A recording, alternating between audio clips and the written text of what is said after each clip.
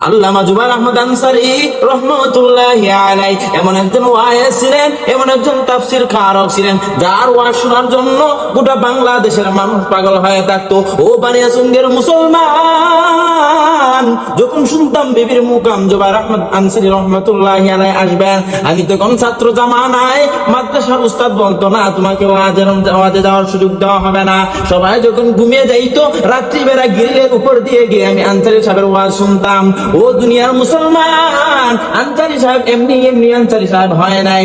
আনসারী রহমতুল্লাহি আলাইহি এত সুন্দর তাফসীর করে গিয়েছেন, যার ওয়াজ শোনার জন্য এখন মানুষ কান্না করে। আনসারীর মতো কত মানুষ তো ওয়াজ করে, কিন্তু আনসারী রহমতুল্লাহি আলাইহির মতন তো কে আর তাফসীর করতে পারে? শুধু কি তাই, যিনি ওয়াজের ময়দান নজরি করে গিয়েছেন, তিনি যখন দুনিয়া থেকে ইন্তেকাল করলেন, করোনার সময় 2020 সালে যখন ইন্তেকাল করলেন, করোনার সময় রাস্তাঘাট বন্ধ, সব দিকে গাড়িগুলা বন্ধ। আল্লামা জুবায়ের আহমদ আনসারী রাহমাতুল্লাহি আলাইহি যখন মারা গেলেন, কোনো গাড়ি চলা যাবে না, কিন্তু আল্লাহ রাব্বুল আলামিন এত সম্মান আর এত ইজ্জত, আল্লাহ রাব্বুল আলামিনই জানেন মানুষ নাকি ফেরেশতা পাঠাইলেন, রাস্তাঘাট জাম, কেউ যাইতে পারে না, কিন্তু এত মানুষ হয়েছে।